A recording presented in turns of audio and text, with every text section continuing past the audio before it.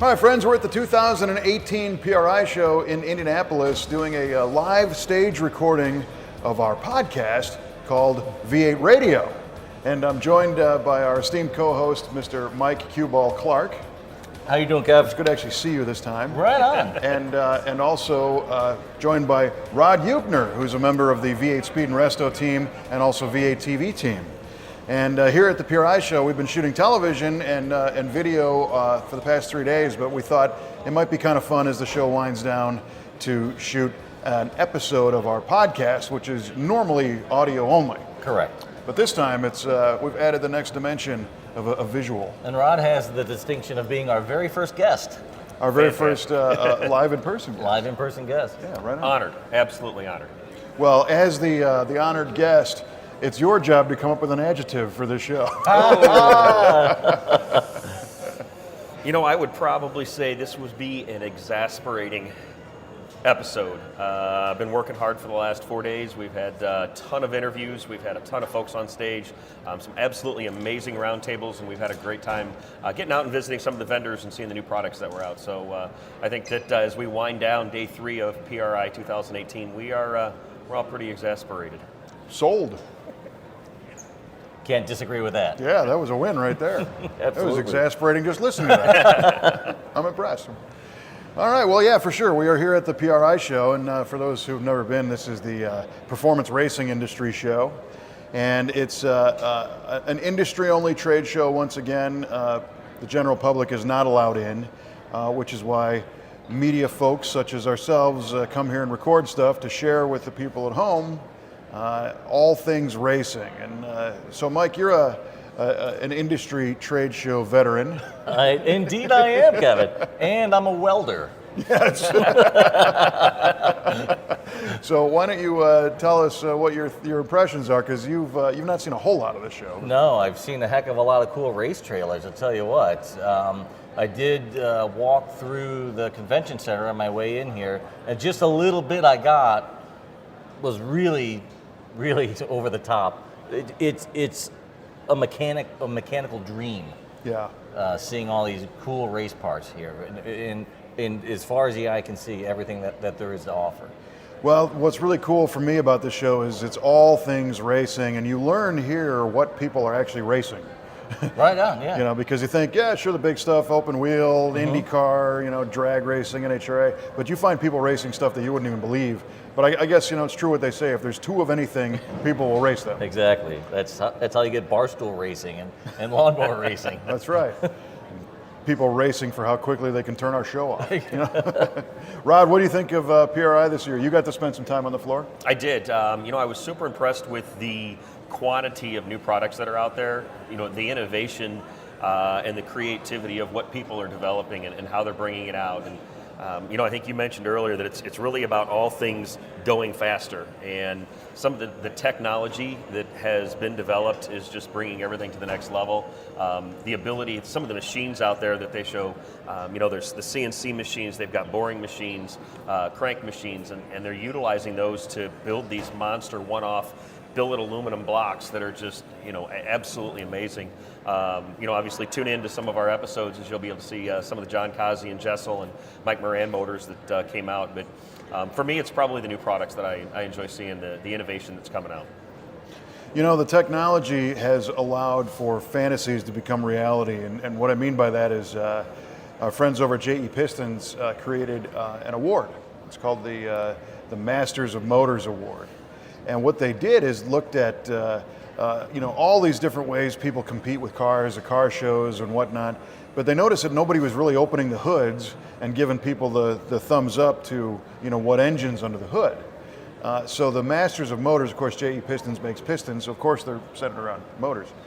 But they had a very cool team of judges that are very active in the industry. So David Freiberger from Roadkill and Hot Rod. This year, Jeff Smith was a judge here at the PRI Show. Of course, former Hot Rod editor and Chevy High Performance magazine, a lot of other different motorsports publications. Brian Loans, who was with Bankshift and now is going to be the anchor for Fox's NHRA coverage, which is very cool. Yeah. And then who's the fourth judge? He's from Moto IQ, right? Yeah, he was from Moto IQ. I believe. His name escapes me, but they had a bunch of different categories of engines that they were going for, and then one master. And the engine that won the Master of Motors Award, the Innovation Award, was essentially hand-built, obviously using machines, but it was done by Dan Jezel, Jezel Valve Train. And this is a block design and a valve train design that he purely dreamed up in his head. So it's not like it's a 427 Chevy that has parts on it. This is the only one of its kind, similar to the Masters of Motors Award that was presented at SEMA when Joe Schubeck won. Oh yeah. But this time, it's a billet aluminum block, billet heads, and his design criteria was that he wanted to line up that push rod so that the lifter cup went straight up the push rod and straight to the rocker and straight down the valve, and nothing is skewed or canted or anything. So he calls it, what's the name of the engine rod? The Equal 8? The Equal 8, yeah, I think that's what it was. So both sides of the engine are perfectly symmetrical. There's not one cylinder that's leading the others. Really? Like you find on, it's crazy. And to Rod's point, the technology we have today with CNC machines and the ability to make things that just don't exist out of anything it took him 7 years, but it allowed him to build this one-of-a-kind engine. And it was a great story about how it won the Masters of Motors competition, because that engine really wasn't supposed to be here. And his friends were giving him a hard time, saying, yeah, that thing in the garage that you're working on, it's getting close. You should bring that to PRI. And he's like, yeah, it hasn't even run yet. Why do I want to bring that to PRI? You're crazy. Because the Jezel company has been making high-performance rockers and valve train parts for 40 years. And he wasn't going to present this as it was an available product to buy. It was his personal project. So finally, enough of his buddies said, nah, you should take that. So he brought it here. And then I think his brother got an email saying, hey, they got this Masters of Motors thing, maybe you should sign up. Oh, I don't know, I'm not going to enter this in competition, it's not even finished. So he signs up and he wins. My gosh. Yeah. What a great platform that Masters of Motors is for a guy like that to display that engine for everyone to see. Right, exactly. And it's fun because the even more interesting was the number 2, the runner-up, if you will, in that class, was another specially designed, full custom billet V8 engine that was built by Mike Moran at Mike Moran Motorsports. Oh boy. And this is the one that's been all over the internet and a lot of publications, because it made 5,400 horsepower, right, somewhere around there. And Jezel helped Moran design that one. Really? Yes.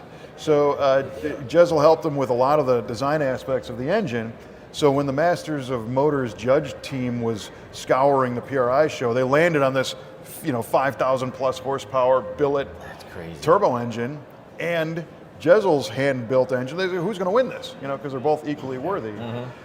So the interesting, fun part of that was they gave the nod to Jezel, and Mike Moran immediately hugged him and said, you picked the right guy. Good. That's great. Showed gratitude and recognition and respect. Sure. So we were joking, it was the student becomes the master, and the master quickly showed the student what it was all about. That's all right. Yeah. So we were fortunate here. Our location, for those listening, is at the VATV PRI stage. So in the Lucas Oil Stadium, they carved out a little spot to be able to do interviews and shoot some feature videos.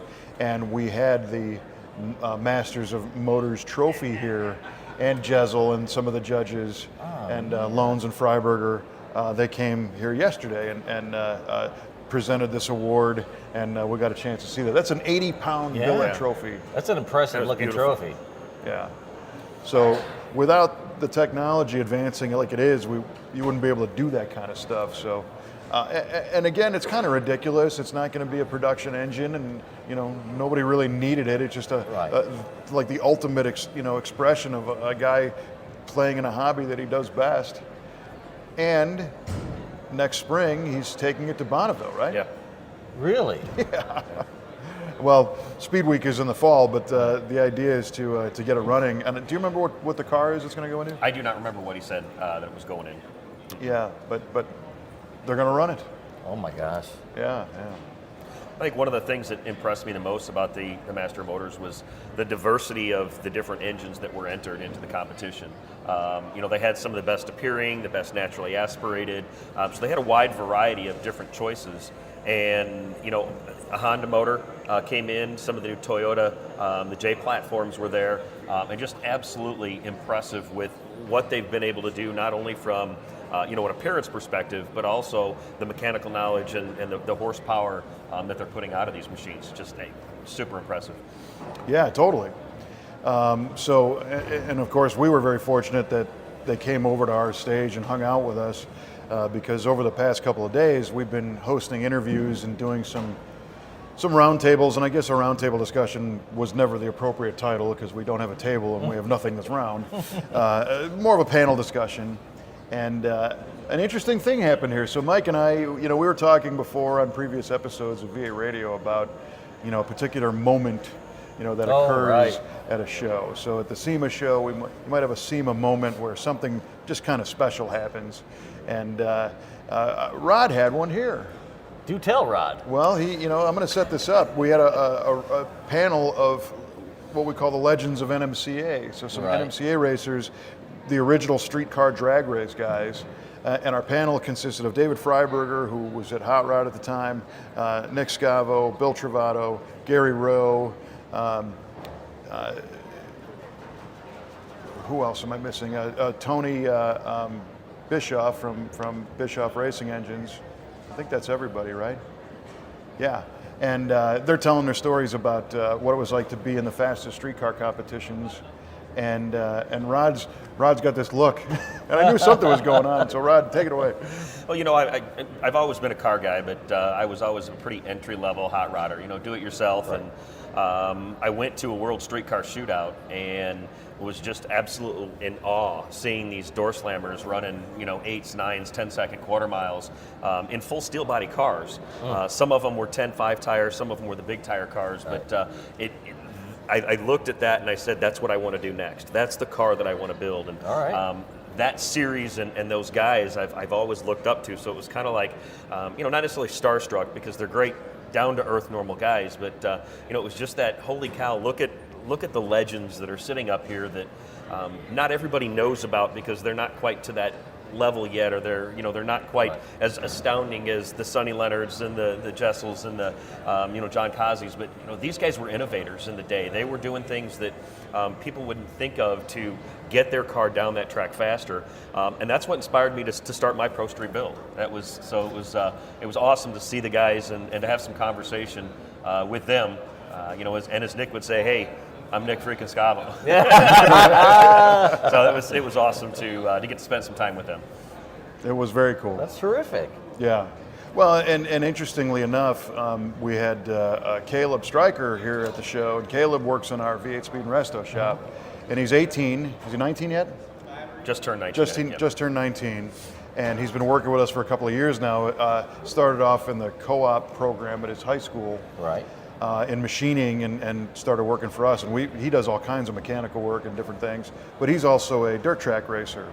Him and his brother and his family had a team and they currently race. So Caleb comes here to see all those racing parts.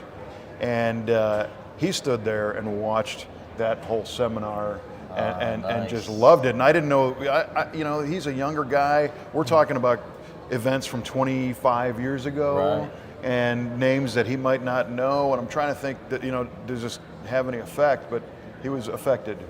Very much so. Yeah, he said the same thing. He said, I'm more starstruck with these guys than I would be, any NASCAR driver or Richard Petty or any of those guys because those guys seem like they're just up on a pedestal, and these are real down to earth guys that like I said, they're innovators. Yeah, they blaze the trail. They blaze the trail, and they set the stage for what is now, the streetcar scene that's hot and heavy. I mean, everywhere you look, it's no prep, it's fastest streetcar, it's outlaws, it's things of that sort. And those guys were the pioneers of that, and being able to see that, and Caleb at his young age thinking, wow, those are the guys that would be on TV right now. had they been doing this kind of stuff and Right. people had the interest back in late 80s, early 90s when it was hot in that scene. Yeah, that's great that events that happened that long ago still affect the younger guys that are coming up now. Yeah, So absolutely. that really gives me hope for the whole street scene and the whole hobby and industry in general. Yeah, absolutely. Yeah, and I'm not going to say anything, but now we've added Rod to our V8 radio show, who also has an unfinished project in the garage. The answer to your question, Kevin, is Actually, no, it is not done. My answer is not complete. Well, now you can pick on him because he started that Pro Street project because of these guys, but that was farther that ago. Yeah, it's going on probably 25 years. Come on, Rod. Mine's only on 3 years. But you got to remember that I did build a car in between there, Oh, Yes. as well as I have another one that's on the verge of hopefully being finished. So I'm on 2 cars. That one just kind of got moved Right, aside. right. You know, You're on the Sunbeam. Yes. Too, right? Yep. Yeah, you're right. Well, and plus, the Camaro that kind of always stayed alive and did power Yeah. tour after power tour after power Yeah, tour. absolutely. I'm not picking on him, but I just thought it was kind of funny. The people are going to be like, yeah, you guys are good. You guys got a speed shop, and none of you have cars that are done. Yeah, right. Well, I mean, if I had the resources to hire our own shop to do something, it would be really special. It'd be really great. We might have to look into that. Yeah, right. But right now we have too many great customer cars we have to build, which is a wonderful problem. It's a great problem to have. Yeah. So about the GTO. Yes, sir. Well, you got to meet Randy today. Yes, yeah. So our V8 radio listeners have heard of the elusive Randy, who's a guy who's helping you out with some space and Right. tools, and He's not just my imaginary friend. He is real. he was here. Yeah. Flesh and blood. so was Rob Veneziano. Yes. Yeah. That was cool. I gave those guys a big thank you for helping you out because, Yeah, they've both helped quite a bit. Rob with his sandblaster in his shop, you took a lot of my parts there. Randy with his expertise, trying to help me get my motor together correctly and not, screw it up. So he's been there every step of the way with it. So yeah. So it's just as much his project now as it is mine because I think it's spent more time in his garage than it has in mine. Yeah, at nice. this point. Yeah. So thanks, Randy. Yeah, he's very gracious to allow that to happen. Yeah, he really is. He really is. Well, this show has been really, really amazing as I think back. We're very fortunate that our friends at PRI allowed us to have this space and do this kind of stuff. We recorded some interviews that the PRI folks, kind of asked us to, which I would have done anyway, absolutely. The PRI organization, it stands for Professional Racing Industry, and we tend to think of racing, as something that's right in front of your hands, wherever you are. But it's a global thing. Racing is huge all over the world, obviously, and they wanted to really put an emphasis on getting some international promoters and international media people to come to the show to bring their take from some of the global markets to Indianapolis here, because this is dominated, by American drag racing and American NASCAR circle track kind of stuff here at the show.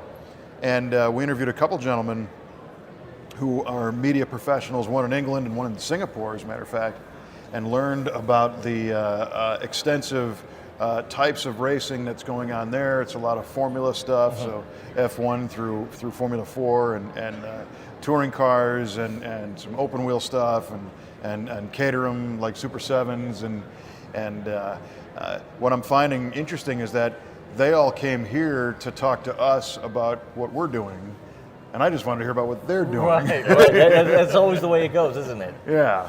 So to give them a little bit more involvement in the show, kind of right next to us is the featured product showcase, and the featured product showcase is over 400 different items that are in a special display, the full range of product categories. So engine parts, exhaust headers, brake parts, safety gear, and they asked these 7 international individuals to be judges and select different featured products from the showcase so that they could again shine some significance on those products and correlate them back to the type of racing that's going on wherever they came from.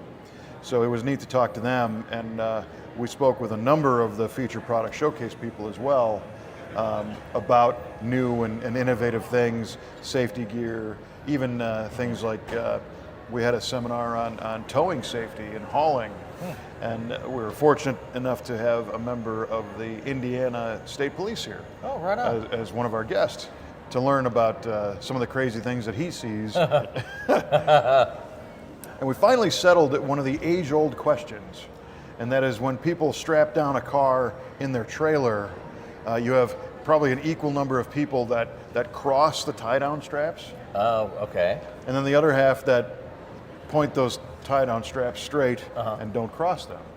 And Rod already heard all this, so I'll ask you, what do you think is the preferred or correct method? That sounds like a great trivia question. Yeah. What that only means that I'm going to get it wrong. I would say to cross tie it so it gives you a little lateral stability. Is this your final answer? That's my final answer. Well, there are many, many people that do cross, and I think where that came from, and I didn't get a chance. We were talking to Colin McRae from Max Tie Downs. He's the owner of the company, and that's all they do is tie down equipment. And I think where this came from is the chain binders, on heavy equipment, where they crank these things down on these big trailers, and it translated over to the synthetic tie down, which is your nylon strapping and whatnot. And he and I both agree it is not the proper way to cross them. Really? And he gave some great reasons why. And Let's hear it.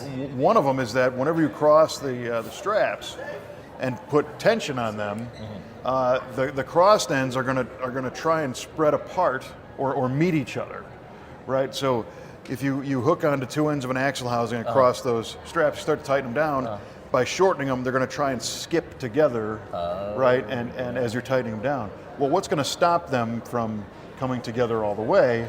But something on your rear end housing. Okay. Maybe it's a brake line mount, which would be bad. You might, That would be unfortunate. it would be. And what a lot of people do is, they strap this thing down and it's okay in the trailer and they check it, but they hit the road and as they're going down the road, that thing's It's moving around. All right. yeah, it's Can I change my answer? No. I asked if it was your final answer earlier.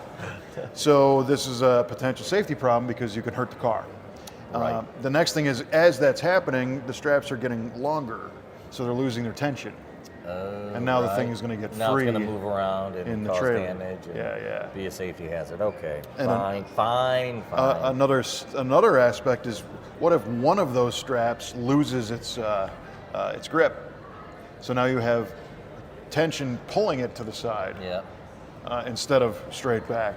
And then the other thought that I brought to the table that he agreed with is that you want a nylon strap to be as short as possible so that it minimizes flex. And by crossing them, you make them longer. So, All right, you can stop rubbing my nose in it. I'm wrong. I'm just recapping dang the it. findings of our seminar. So there was some pretty neat educational aspects of the seminars and stuff that we did here, in addition to racer story time. Kind of bummed I missed them all. Well, you may have missed them live, but we did record them. Oh, duh. Right. But Yes, we did. that's good. Creating a little demand there. So obviously, Rod liked the NMCA deal. What were some of the other stuff that you thought was pretty cool, or people to hear from here?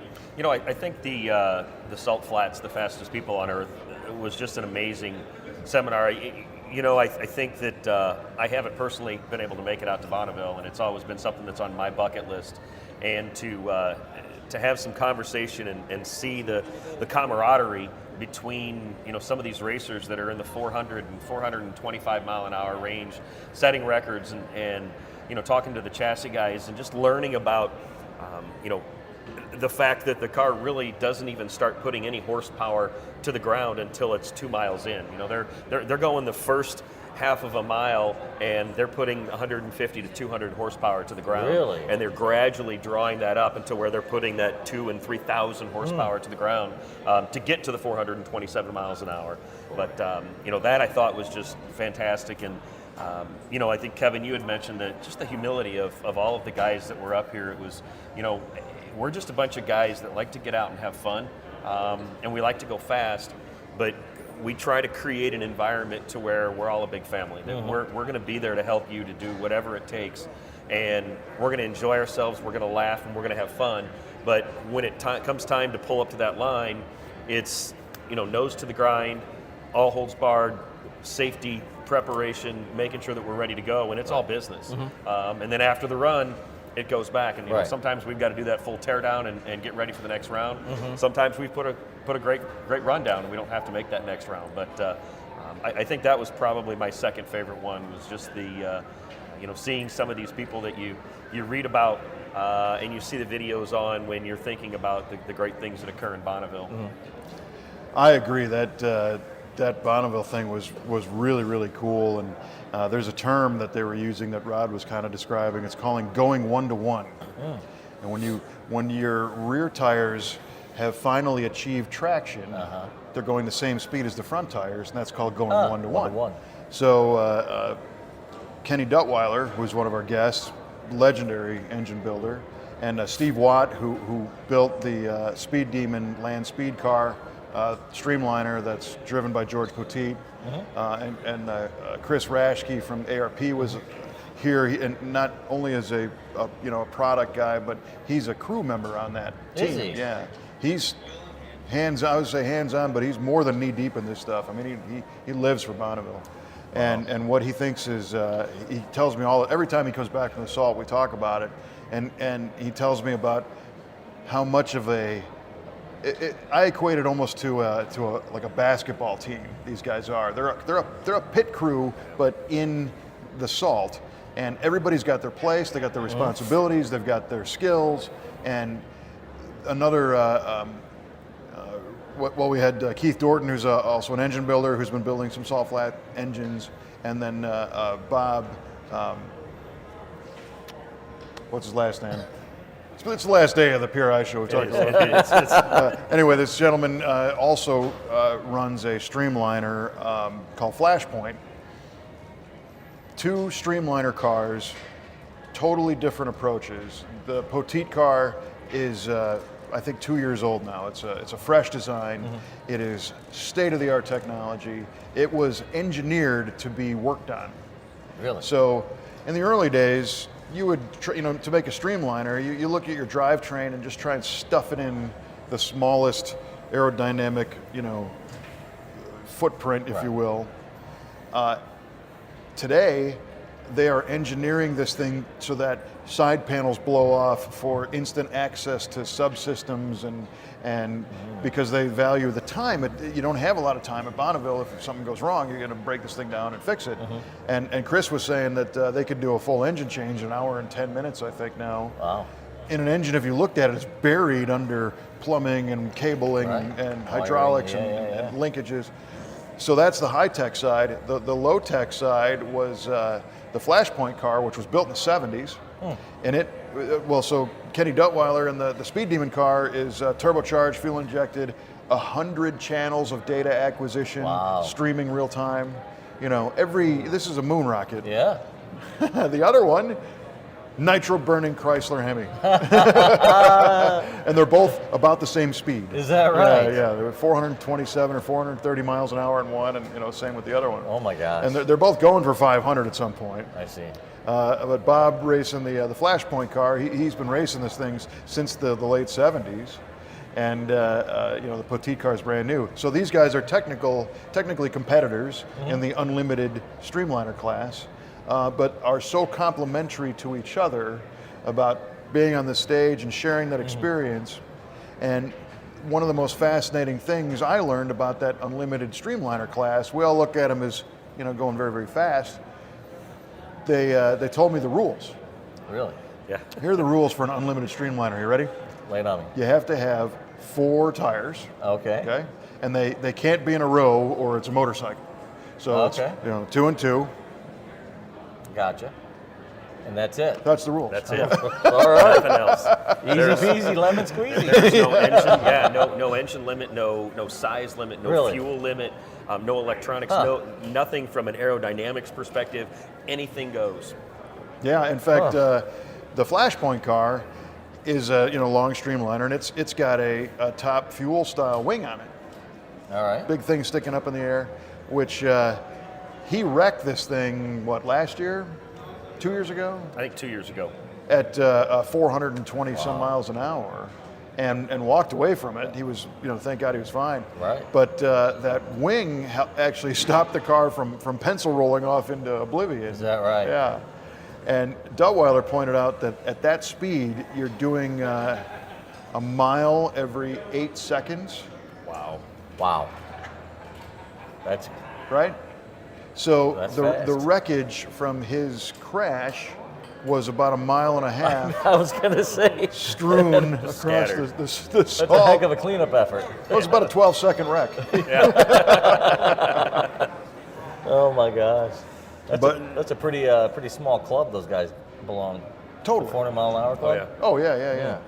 And to Rod's point again, so Duttweiler is genius level, like some of the the other engine builders and fabricators we were fortunate enough to speak with, and he's casually telling us about how they apply power to this thing, and it's he looked at the course, right, and it's a 5-mile course, Okay. and most people, like Rod was saying, don't go 1-to-1. They don't get traction until the end of the second mile. And Duttweiler looked at this and said, hey, we got 5 miles. How come we're not using all of them, right? All right. And no doubt you've seen, videos or pictures in magazines where you've got a push car, Yeah. Right. some Ford pickup truck with a big bumper on it. And because, the presumption is that if you're going to go 400 and some or 500 miles an hour, you're not going to have a gear set that's going to allow this thing to start from a Truly dead stop. accelerate from a stop. Right. Well, the Speed Demon car now has a 7-speed transmission in it, Does it really? and it will power itself from a very low speed. So I think they still use a push rig, but it's only up to 30 miles an hour, All right. and then it takes over. And George Poteet's driving, and he's steering and brakes and shifting and all that stuff. But the power application is managed electronically now. So they, like Rod was saying, they ramp in, starting about 100 horsepower. And by the end of the first mile, they're up to about 1,200. And then by the end of the second mile, they're up pushing 2,000. Oof. And by the third mile, the fourth one is, kind of the one you really want to get the speed going in. And the fifth, they're at 2,650, 2,700 horsepower. Holy cow. But the trick is to manage that just like on a drag strip, Right. Yeah. and not be out of control. So they're using all these electronic devices to apply that throttle and manage traction. That's amazing. It is. All that technology that goes into that. Right. 100 lines of data acquisition. 100 channels right now, but that was technically last year. As they hit the salt this year, it'll be 130 channels. My goodness. And Duttweiler said that they've got a guy who sits in the trailer and just downloads that stream and looks at the graphs. And I don't know if you've seen some of that engine management software, but it's different colored, like 1-pixel lines that make these graphs. So it just looks like a macrame, like string, like a loom. Oh boy. And somebody will look at all this stuff and break it down, and Kenny will do about a 15-minute Cliff Notes analysis and make decisions on what they need to change. Okay. Is it going to be, some application of boost or timing, or is the drive shaft wheel speed ratio slipping, and is the transmission slipping, and they know everything about the car. Wow. And then they'll get back out there and do it again. In a sport that you cannot test. Oh yeah. Right. Because you got to be there. You gotta be there. You can't go down to your local salt No, flats. no. You know? No. You believe that? Yeah. Right. Tuesday night salt flat testing tune, doesn't exist anywhere. So these are concepts that aware of, but you don't think about until you talk to people that do it. So not only do they not have the ability to test, so they have to simulate a lot of this stuff. So Duttweiler's dyno will now run the Salt Flats course on the dyno electronically. Oh. So they load the program in and they hit go, and it ramps itself up and does its power pulls, and the whole time it takes to run the 5 mile course is completed on the dyno. I see. And again, Mr. Casual, Mr. Genius, but very regular guy says, yeah, so after you run this engine up to 9,700 RPM, and then it shifts, and then runs back up to just about 10,000. It shifts and goes through all the gears, and it's making all kinds of noise, and it's making 2,700 horsepower, and then it ramps down, and then you go in the cell and you loosen up the valve cover and you kind of peek underneath there. And if everything's still tight and still there, then you go, okay, let's do it again. It's unbelievable. That is unbelievable. How casual is that? My Lord. Right. So that's totally fascinating. And every year, the other variable is that Speed Week is about the same time, but the weather is always different, which means, and at that level, they're monitoring barometric pressure, and so it's the surface of the salt for traction and safety, but altitude and all the rest changes based on weather. So they have no idea how to tune the car, suspension, and all the rest of it. Till they get there. Till they get there. Yeah, I mean, you never know what the conditions on that salt are going to be like. I mean, it's deteriorating year after year, and there's plenty of efforts to revitalize that salt. But to Kevin's point, you have no idea what it's like. Right. What it's like from last year, this year, hard, compact, loose. Right. Yeah. If it's going to rain, if it's wet, slippery. So on the more modern cars, they have a lot of adjustability built into the suspension and valving and all the rest. But some of the older cars don't. Right. And it's up to the driver. Oh boy. And again, that Flashpoint car, the reason why he wrecked is because in the off season, they were doing some aerodynamics modifications to it, and some cowling on the side was too close to the tire. Oh. Well, you think too close to the tire, you'd know that. Well, now when you consider, it's going to grow. That tire's going to grow. yeah, and they have it calculated where his tire grows 1 1/8 inches for every 100 miles per hour. Oh, wow. And outside diameter, or diameter, I guess. Right. So it grew, made contact, it blew the tire, caused an immediate right turn, Sure. blah, blah, blah, and then it was over. Ooh. Well, I hope they don't make that mistake twice. No, it's a learning curve. That's a heck of a curve. Well, and at the end of the day, that was kind of what I was hoping we would get is information for somebody who's never done this before. And what do you tell somebody? And you know how it is when people get excited about something. They do whatever research they do, but people say, how hard can it be? It's a straight line. 400 miles an hour, Well, straight line. Well, even if it's a slower class and Right. it's only going to be 110 miles an hour, Yeah, until you experience it, you have no idea what it's going to be like. Right. Yeah. And they were joking that, people say it's just a big drag race. It's not hard. I race quarter mile. I do all that in 8 seconds. How hard can it be to do it over 5 miles? And they say they can always spot the drag racers Really? because of they'll take off from the push car or whatever, and they'll get up. The 1-2 shift usually goes okay. The 2-3 shift, the car's pointing backwards. Oh boy. And they go, oh look, our drag racer trying to solve it. And it's awesome. because you can't apply power. Right. On a drag strip, you make that 2-3 shift, it's off the clutch and foot to the floor. Out there, you have to Just understand. pedal it. Yeah. So their advice is if somebody's talking to you, you will need to listen to them That makes good sense. because they are trying to help you. Sure. And people are competing against each other, but they are competing with each other against records. Right. And nobody wants to see anybody get hurt either. No, absolutely not. Especially when you're miles from nowhere.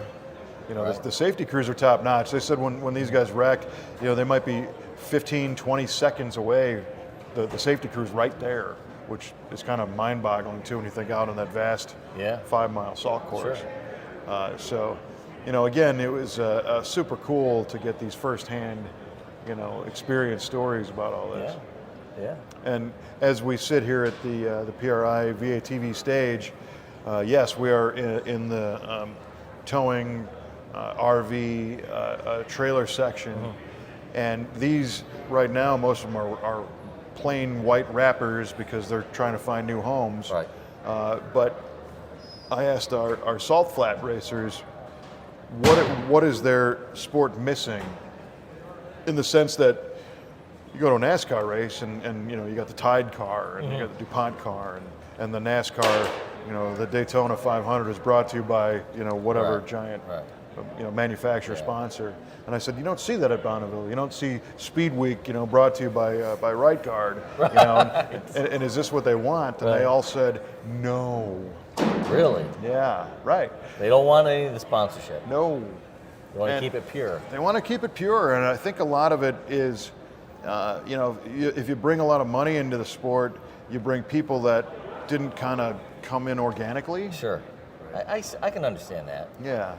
You want it to be your thing. Right. And you don't want a corporation taking over and changing everything the way that it's been for as long as it's been. Right, and maybe putting in rules that are motivated by a TV audience, Sure. or selling T-shirts, or that kind of nonsense. So the idea of there's a lot of people that go to the Salt and spectate, but again, it's not like the stands at Daytona. Right. Well, like Rod, that's a bucket list item for me as well. I'd love to go to Bonneville. I've been there, but I was too young. I think I was 7 or 8 or so. Right? And we stood out there and I looked at it and I Right. went, wow. Right. But I did, A little young to appreciate it. Totally. Yeah. Yeah. So that was definitely a high point, was to talk with those guys. Right on. Yeah. And there was a lot of them. We did an engine builder panel with, as Rod mentioned, Keith Dorton and John Kazi, guys who are just totally different level. And there's a fun John Kazi story from last year where here's a guy who doesn't accept anything that's just given to him as the definitive answer to anything. All right. He's always looking, saying, why don't we move this, or why don't we change this, or why does this happen? And I'm sure you're familiar with the Engine Masters Challenge, which eventually turned into a magazine and a web show and everything else. Right. It used to be an issue of Popular Hot Rodding, I think, as we started. I actually covered one of those events for Hot Rod at Bill Mitchell's Hardcore Racing Engines on Long Island many years ago. But Kazi was going to build an engine for this. And, you think big block Chevy or Chrysler Hemi or whatever. He built a 1958 Mercury. Really? Right. An MEL engine. That was a trivia question, wasn't it? The MEL? Or no, the FE was the trivia. The FE, yeah. right. Well, the FE was Ford Edsel. MEL is Mercury Edsel Lincoln. Ah. Damn, I let a trivia question out. Too bad, Jot so that one. sad. Jot that one down. Yeah, that one's gone. You can't reuse it. I'll forget that one. But who builds those? Nobody. And what he ended up doing to make power was that he called it a head gasket, but it was like an inch thick, and of billet aluminum. And it allowed him to completely redesign the combustion chamber and the way the valves sit against the head, because he put them in this giant plate and sunk that into the top of the cylinders, and designed his own compression ratio and everything, and moved all of it. I mean, so there is nothing that you hand this guy that he won't look at it and say, if we change that valve angle, or we move this port, or we cut this in half and turn it the other way, it'll do better, right? Yeah. And last year, he was working on that MEL engine, and he knew most engine builders appreciate the wave pulses that you get above the valve. So we all look at a carburetor or fuel injection system, an intake, and we envision that the piston goes down and the valve opens, and there's like a syringe suction, and that's what pulls your air into the engine through the carburetor or whatnot. And the smart guys know that when that intake valve closes, it forces air back up. It pops that air column, right? Okay, and it causes a pulse. The really smart guys know how to, and same with when the piston hits the bottom of the the travel and it starts going back up, if there's any valve overlap, if an exhaust valve's still open or something, some of that pressure is going to get out and go back up the intake, right? And what's it going to do? It's possibly going to disrupt fuel flow. It's going to definitely disrupt airflow. So Kazi looked at this, and the smart guys know how to tune the intake runner length, and that's why you see intake manifolds of various lengths, and tunnel rams and whatnot, because they're trying to capitalize on the length of that runner so that when that reversion happens, the reflex action actually enhances the air going back in. Yeah, the same kind of concept for exhaust scavenging as well. Exactly. Yeah. Or like a two-stroke pipe, you know, on a motorcycle. Well, how do you measure what that pulse is, or the strength of that pulse? I don't know, Kevin. I'll tell you. Please tell me. If you're John Kazi, you make a plastic intake manifold runner, and you drill a hole in it, and you stick your finger in and you feel it. Really? Yeah. And that's exactly what he did. So he built this prototype, R&D manifold with a big threaded plug in one of the intake bungs, and he fires up the engine and he loosens the plug and he's got his finger in the hole and he's revving this thing up, right? And on top of that is a box where the carburetors are sitting, and it's clear plexiglass, and you're watching the fuel flow dance around and do crazy stuff. So he's seeing it, and now he sticks his finger in there, and you watch the video of his finger, and at lower RPM, it's kind of getting blown in the wind a little bit of that intake charge, but as they increase the RPM, pretty soon his finger is flailing back and forth to the point where you think it's going to break. Oh my gosh. I mean, it is like a playing card in the spokes of a bicycle wheel. I mean, just... So he yanks it out and puts a glove on, tries it again, and he said that if he spun that engine, I think that engine was good to 7,200 or 8,000 or something. If he ran it that high and his finger was sideways, he probably would have broken a knuckle. Holy cow. Yeah. That's amazing. Yes. No, I would have never thought that those kind of that backward force was so strong. Well, and you got to think about the number of times that valve is opening and closing exactly. per revolution that's causing especially it to, at that high RPM, right on. 7,200 RPM. Right, so now it makes, now that we talked about it, now that he discovered it, it makes perfect sense. Well, of course. Yeah. Did they John Kazi discover that? Yeah, right. I could have discovered that. And that premise was known, but nobody really had a feel. Well, now a guy like him, so he was here on our stage, he took time, and not only was he here on the stage, but to get here, it takes a pretty significant walk, and from the main part where his display is. So we, greatly appreciate the effort to come out here. But those type of people that can see past the limitations and say, well, how am I going to do this? They're rare, and so. The story of the finger and the intake was not one that we discussed in our roundtable, because I knew that had been covered quite a bit. I see. But he talked quite a bit about some other fun things that they're working on. So can't wait to see it. Yes. So this to me was just a mind-blowing experience. Yeah. And it's definitely one that we're going to go back and watch the tape later and see what happened, because I was partially trying to keep the conversation going and be aware of technical stuff. Sure. But it was amazing. So nice, very nice. Yeah. So I think we've been here for a little while, and we're towards the end of the show, and I guess we're going to start breaking things down in a few minutes. So again, I'm glad we had the opportunity to bring Rod in. Yeah, me too. On Pleasure an to be on. episode. Pleasure to be on.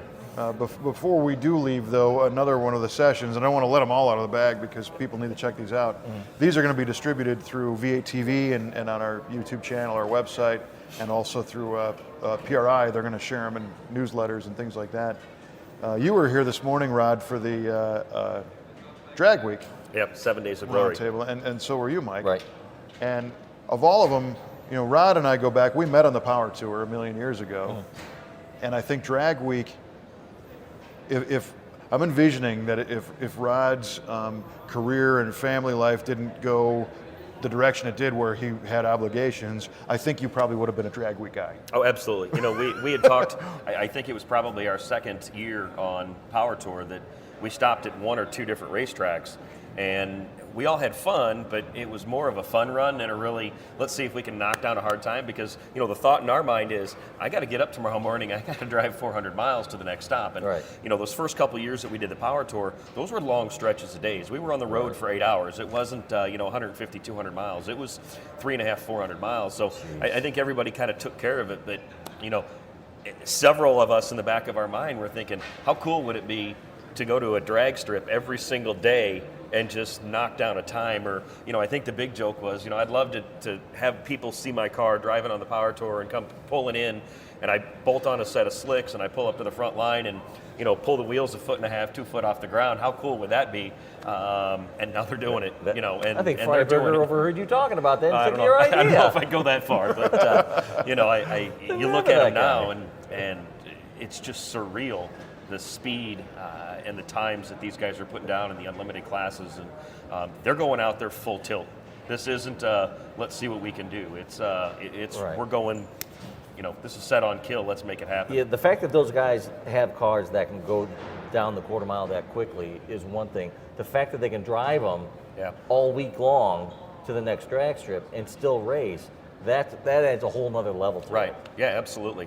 I think that though they're probably not in the heat of traffic, right. there are times where right. they're in traffic. Sure. They're stop and go. They're not getting on the highway and running. Mm-hmm. They've got checkpoints they've got to go to. They've got pictures they've got to take. There were some great stories, and I don't want to get any of those in, but there were some great stories about some of the trials and tributes that happen on the road, the breakdowns, the camaraderie, what happens when, who sleeps or who doesn't sleep that particular day. Right. And, the right. co-pilots constantly doing tuning while they're driving, just, amazing stuff that, again, with the PRI, all of the products and parts that are available here, they're being put on these cars, and they're doing 6-second passes and driving it 200 miles the next day to do it again. Yeah. Oh, goodness. And, I knew you'd be excited about that one because we had Dave Schroeder, who won it last year with a nitrous car, Kevin Studaker, who has been running this thing for 9 years, he said, Yeah, right? he said 9 With years. an LS7 72 Chevy wagon. Nice. And Freiberger was in it again, Yep. and so was Brian Loans. And who else did we have in that one? That was everybody, I Yeah, that think. was Yeah, it. right. Yeah. And, Rod, as you talk about the ability to see the parts that make the cars and go, kind of go shopping for those parts here, my analogy is I think we went shopping for people here. Absolutely. Absolutely. I didn't do the final total of how many people we had on this stage at different times. Our biggest session was today. We had a road race, round table. We had seven of us seven. at once. So again, I just really want to say how grateful I am to PRI for allowing us to do this, and to all the people who spent time with us here on this stage, took time out of their day, took time out of doing business Absolutely. to come here and do nonsense Right. with us. So thank you for that. Yeah, I mean, the key to remember is that it is a trade show. These companies are here to, showcase their product to race teams, to machine shops, to wholesalers, retailers, and to Kevin's point, they're taking a 15-minute walk, not to mention an hour time frame on stage, and then there's usually some camaraderie and conversation after each one of the seminars and roundtables. So it's an investment for them. And it's great that they believe in connecting to folks that are outside of the trade industry, which we're going to be able to bring that to them. So Their end customer. yeah.